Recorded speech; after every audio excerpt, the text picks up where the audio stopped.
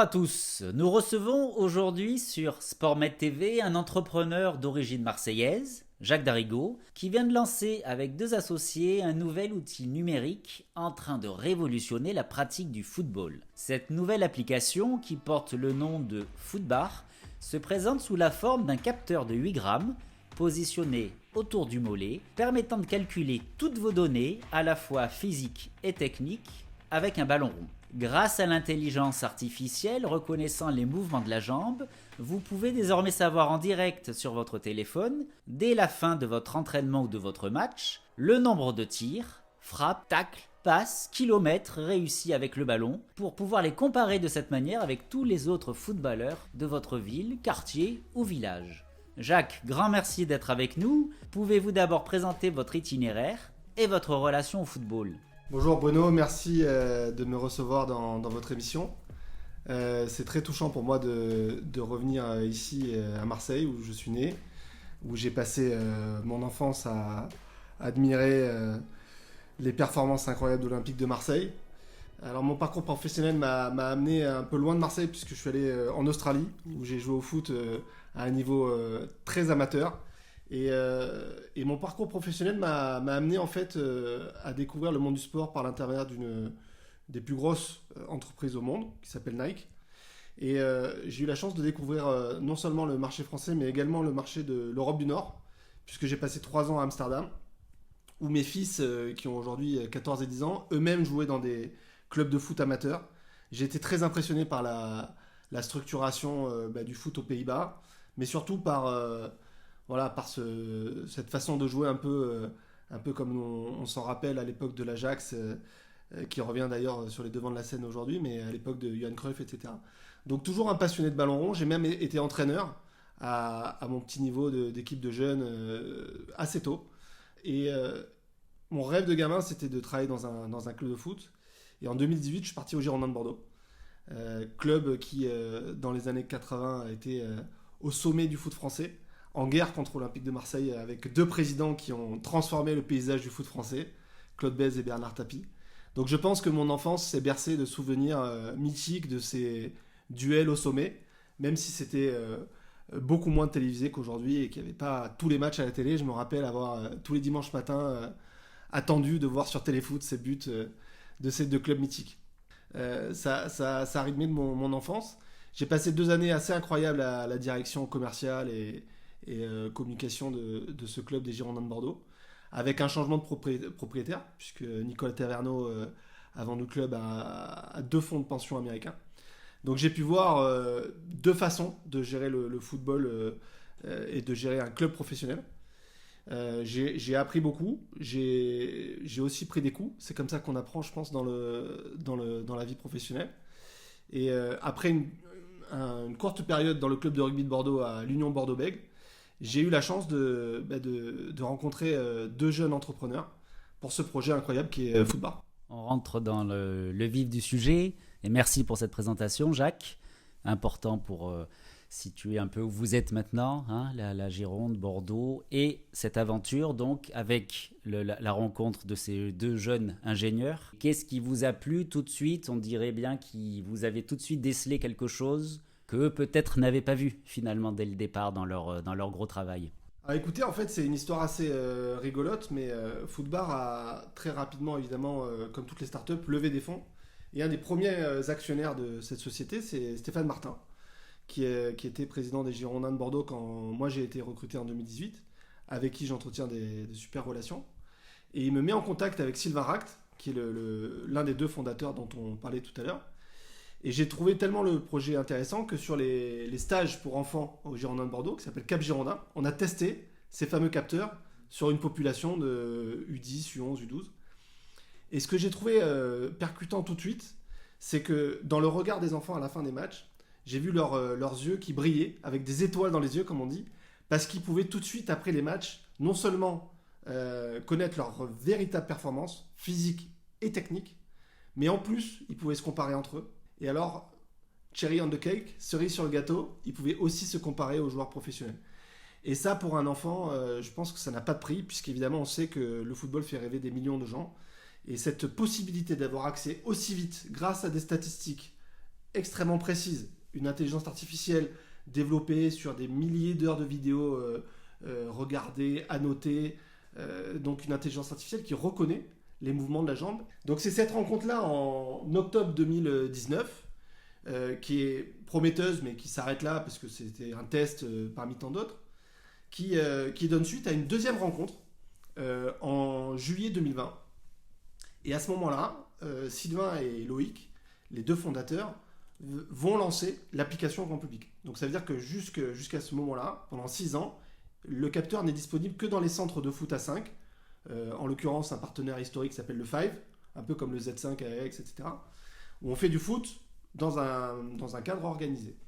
La création de l'application, c'est la promesse d'ouvrir ces statistiques-là aux 400 millions de footballeurs amateurs dans le monde. Et à ce moment-là, ils ont besoin, ou ils identifient un besoin, qui est d'avoir quelqu'un qui les aide pour développer le business, le marketing, la stratégie digitale. Et moi, ça tombe au moment parfait, et je leur dis banco, et on se met à travailler ensemble à partir de octobre 2020, donc il y a un peu plus d'1 an. Sur le marché, je crois que vous arrivez en premier, vous n'êtes pas beaucoup, et peut-être aussi en avance. Vous me confirmez que c'est une application qui peut correspondre et être utilisée par tout le monde, qu'on soit très jeune comme plus âgé. C'est ça qui est quand même une particularité. Ouais, exactement, donc c'est vrai que nous, on a tout de suite eu la volonté de proposer un capteur qui soit facile d'utilisation par tous les joueurs. Voilà, qu'on ait envie de devenir joueur professionnel, qu'on soit un footballeur amateur comme moi j'ai pu l'être, ou qu'on ait plus de 40 ans, etc. Il n'y a pas d'âge pour utiliser ces capteurs-là, parce que nous, on se compare souvent au Strava du football. Donc Strava, c'est l'application mondialement connue avec 70 millions d'utilisateurs, qui fait la joie de tous les coureurs à pied, de tous les cyclistes, etc. Et c'est une application qui propose de nombreux défis et qui rassemble une communauté de gens passionnés. Voilà, ça permet encore une fois de s'améliorer soi-même, mais surtout de se comparer à des gens de son âge, de son poids en l'occurrence. Et Footbar, la promesse c'est la même, c'est de devenir la plus grande communauté des pratiquants du football. Nous, on a évidemment un pied dans la pratique et un pied dans le numérique. Ce qui nous intéresse, c'est d'allier ces deux mondes-là. Pourquoi ? Parce qu'on se rend compte que les jeunes, on a été contactés par des médecins pendant le confinement, ont souffert de sédentarisme, d'obésité, de maladies chroniques, parce qu'ils n'avaient pas assez d'activité physique. Donc si on peut aider, quelque part, à relancer la pratique du foot chez les jeunes et les moins jeunes, parce qu'ils vont trouver dans l'application Footbar un truc un peu différent, un peu rigolo, soit encore une fois pour s'améliorer, soit parce que, tout simplement, on peut blaguer avec son collègue parce qu'on est plus rapide que lui, parce qu'on mesure la vitesse de sprint, qu'on a une frappe plus forte que son voisin. Et bien, la troisième mi-temps devient évidemment beaucoup plus objective. On n'est plus sur des critères subjectifs pour s'envoyer des vannes. On est dans la réalité des stats ou des datas, comme on dit aujourd'hui. Oui, Jacques Darigo, vous disiez dans des récentes interviews, voilà, l'enjeu n'est pas uniquement la performance.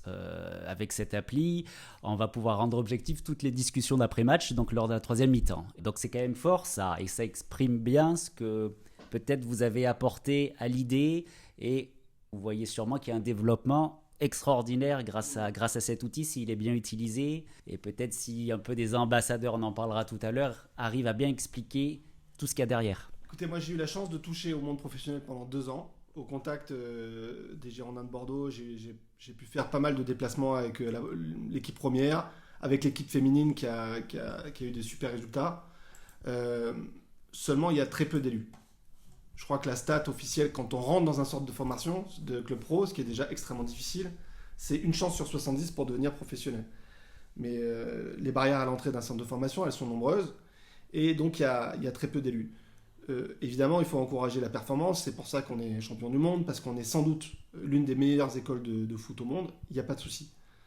Mais on laisse aussi beaucoup de monde sur le côté de la route, et on a un peu tendance, à mon avis en France, à délaisser le football amateur.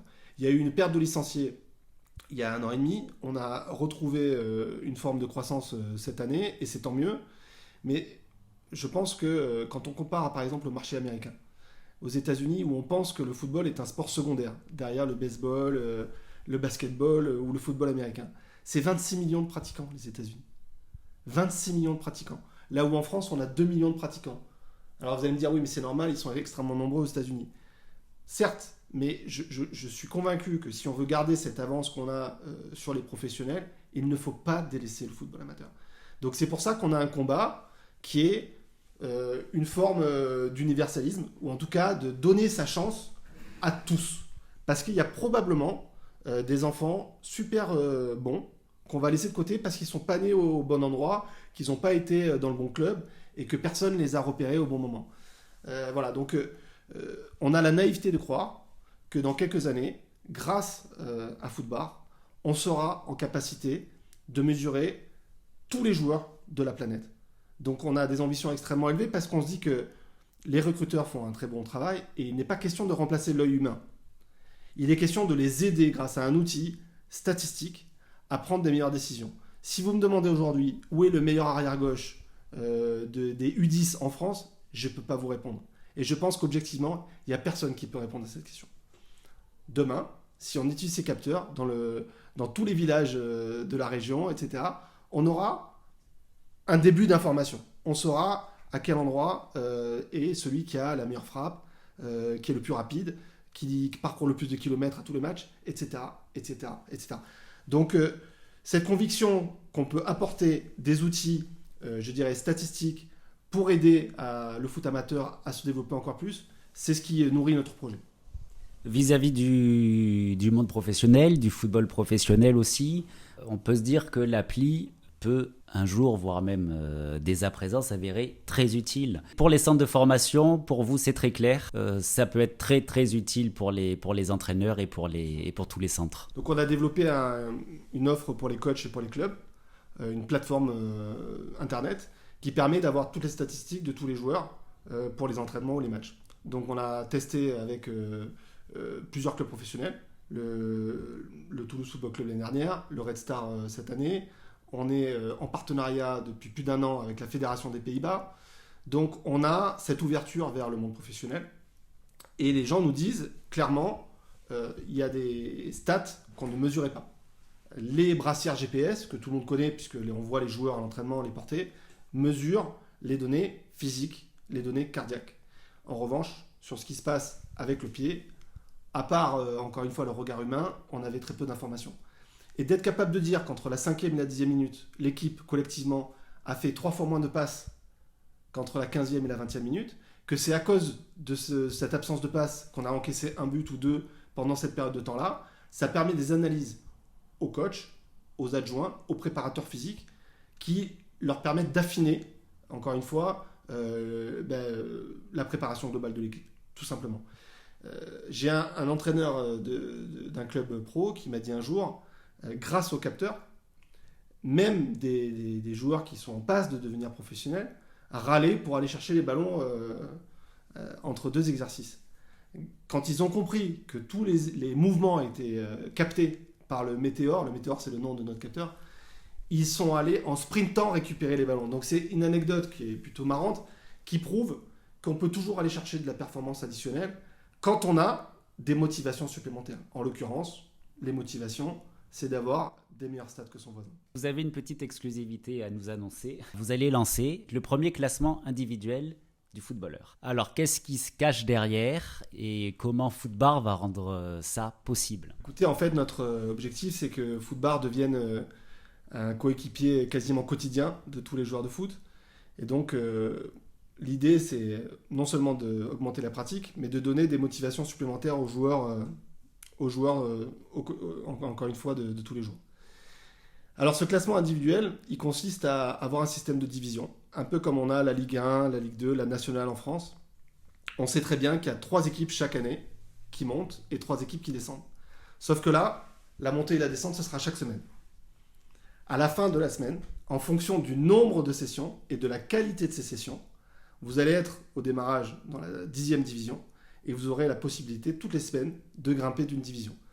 Donc évidemment, il y aura des récompenses pour ceux qui sont dans la première division, mais je tiens à préciser que si Kylian Mbappé utilise le capteur une fois dans l'année, ça ne suffira pas pour gagner ce championnat-là. Ce qui va payer, c'est la régularité d'utilisation. Ce qui veut dire que même quand on part pour faire un petit footing en vue d'une préparation physique améliorée, on met son capteur. ça va nous faire gagner des points physiques, ça va nous faire gagner des points en classement, et ça va nous permettre peut-être, à la fin de la semaine, d'augmenter d'une division. Derrière ça, Jacques, il y a aussi l'ambition, l'objectif de faire sortir à nouveau tous ces jeunes sur les terrains, dehors, pour jouer, pour se faire des challenges entre eux, donc pour essayer de concurrencer, entre guillemets, un peu les jeux vidéo où on sait qu'ils sont accros et on ne pourra pas revenir en arrière. Il y a ça aussi, l'idée de développer le foot, le ballon, en plein air, à nouveau, faire sortir un peu tout le monde. Aujourd'hui, de toute façon, les jeunes passent du temps. Il y a plus de jeunes qui jouent aux jeux FIFA sur PlayStation que de joueurs amateurs dans le monde. Donc c'est un constat qui est sans appel. On ne peut pas faire sans. Donc il faut faire avec. Aujourd'hui, on parle de métaverse, on parle de réalité virtuelle, on parle de tokens, on parle de NFT. Donc ça veut dire tokens qui ne sont pas reproductibles dans une terminologie anglaise. Et tous ces sujets-là font partie de l'actualité. Il y a une entreprise qui s'appelle Sorar, française, qui a levé 680 millions de dollars. C'est énorme, c'est la plus grosse levée jamais réalisée. Sur cette idée, pour simplifier, de Panini qu'on peut s'échanger sur Internet. Sur la base de 120 000 joueurs professionnels. Nous, notre conviction, c'est qu'on peut donner accès, encore une fois, en prenant des relais dans le e-sport, qui est énorme aujourd'hui, peut-être dans la métaverse, avec des avatars, on peut donner ce relais-là aux 400 millions de pratiquants. Ça veut dire que demain, votre fils, votre neveu, votre frère, qui vient de commencer à jouer au foot, peut avoir, après un entraînement, sa carte FUT avec les 6 indicateurs qu'on retrouve dans le jeu FIFA et se comparer tout de suite à tous les footballeurs du monde entier. C'est cette promesse-là qui nous intéresse parce que c'est un monde qui change. Quand j'étais jeune, on parlait de l'attaquant, de l'arrière latéral, du milieu défensif. Mon fils qui a 14 ans, il dit pas ça. Il est défenseur central, il dit DC. Parce que sur la carte du jeu FIFA, il y a marqué DC. Pour l'attaquant, ils disent BU. Parce que BU, ça veut dire buteur. Donc, si on ne vit pas avec son temps, eh bien, on utilise des vieux termes comme ailier droit, ailier gauche qui ne veulent plus rien dire pour les jeunes aujourd'hui. Et on loupe des choses. Voilà, nous, on ne veut pas louper des choses, on veut créer l'avenir.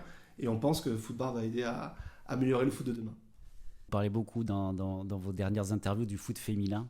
Là aussi, important de dire que Footbar est aussi adressé aux filles.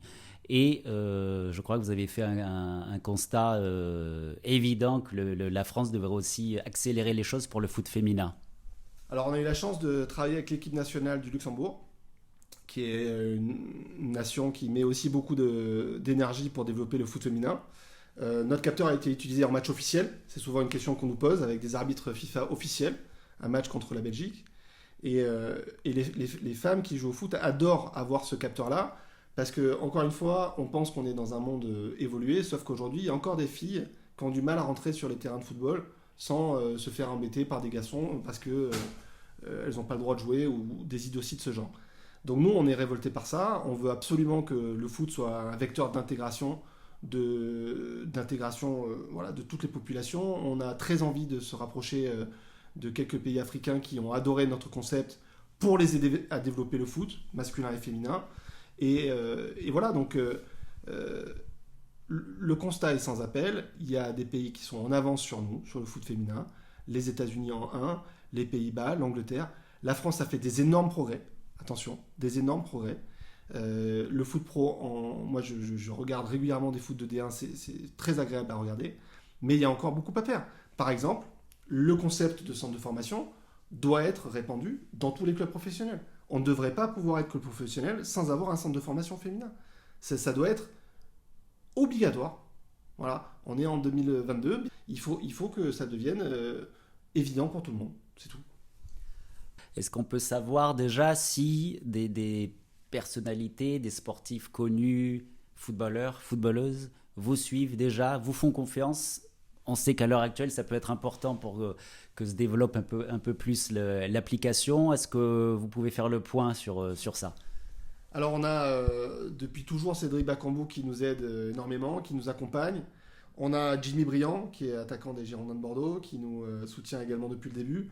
On a des joueuses, une joueuse canadienne qui était au PFC qui est repartie jouer de l'autre côté de l'Atlantique. Donc on parle à des gens dans le monde du foot qui sont de très haut niveau. Je ne peux pas vous parler de tous les noms tout de suite parce qu'il faut attendre que tout soit fait. Mais pour vous montrer l'intérêt que Footbar a pu susciter dans le monde du sport en général, On a la famille Gasly, du pilote de Formule 1 qui nous a rejoint au Capital de Footbar il y a quelques mois, parce que c'est un univers, la Formule 1, où les objets connectés, voilà, il y en a partout. Et donc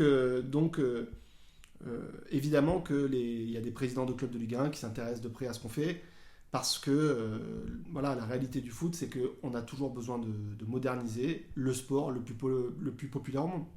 La vidéo est enfin arrivée dans le foot. Alors, vis-à-vis de l'arbitrage, on peut se demander si c'est finalement un bon ou un mauvais apport, hein. Platini pourrait avoir son idée sur la question. Mais c'est ça, surtout, le foot était en retard, un retard considérable dans tout ce qui est application, tout ce qui est numérisation, numérique, exactement où se situe Footbar. Un peu votre explication à ça, vous avez des idées précises sur ce retard? C'est difficile de parler du passé parce que, encore une fois, je pense que le football professionnel s'est nourri de subventions pendant des années qui tombaient, dans les budgets des clubs, que ce soit les conseils départementaux, les municipalités, les conseils régionaux. Depuis une vingtaine d'années, les droits télé qui ont littéralement explosé. Je veux dire, on parle de 60-70% des budgets des clubs assurés par des financements entre guillemets externes. Donc, est-ce que ça crée une forme de confort? Peut-être. Moi, je ne suis pas là pour juger. Ce que je pense, c'est qu'on peut faire mieux. Nous, notre objectif, c'est de donner beaucoup d'énergie, beaucoup de dynamisme. C'est pour ça que Decathlon nous a fait confiance. Ça a été un partenariat fondateur avec Footbar, qui nous ont fait rentrer à la fois sur leur site internet il y a 6 mois et dans une quinzaine de magasins depuis un mois. On a multiplié par 20 les ventes en 2021, pour donner un chiffre. Donc forcément, c'est des chiffres qui font plaisir, mais qui nous apportent aussi une responsabilité. C'est qu'une fois qu'on arrive dans notre écosystème, il faut qu'on donne du plaisir aux gens pour qu'ils reviennent. Jacques, avez-vous en tête les prochaines années d'ajouter de nouvelles applications, de nouveaux conseils à l'outil numérique que vous avez déjà mis en place? Exactement. Donc, je pense que si on se projette dans 5 à 10 ans, à la fois dans la dimension ludique et fun, parce que ça je le revendique et j'en parle souvent en premier, mais aussi peut-être des conseils de nutrition, des conseils avec des coachs de foot professionnels qui viendront aider des gamins ou des gamines qui sont en train de se former au foot. Pourquoi pas de la préparation mentale? J'ai parlé avec des gens aux Pays-Bas sur un congrès organisé par la KNVB, Fédération hollandaise, qui m'ont bousculé sur ce sujet-là, en me disant qu'est-ce que vous faites pour la préparation mentale des athlètes? Et c'est autant de sujets sur lesquels, dans les prochaines années, on va apporter des solutions. Jacques Darigo, grand merci au nom de toute l'équipe de SportMed TV d'avoir participé à cette émission, de nous avoir éclairé sur votre application et on vous souhaite sincèrement la plus grande réussite à l'avenir et à très bientôt, on espère avec nous.